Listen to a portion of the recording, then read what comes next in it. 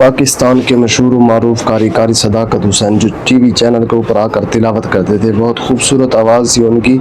उनके बारे में ये खबर गर्दिश कर रही है कि उनको गिरफ़्तार किया गया पहले, और पुलिस ने उनके ऊपर लाठी चार्ज की और उनको जो है ना उनको ज़ख्मी कर दिया गया। इस तरह की खबरें अब सोशल मीडिया की जीनत बन चुकी हैं। बहुत ज़्यादा ये खबर बहुत ज़्यादा वायरल हो रही है। वजह क्या थी, क्यों उनको मारा गया, क्यों गिरफ़्तार किया, हम अपने नाज़रीन को तफसील के साथ ये बात बताएँगे।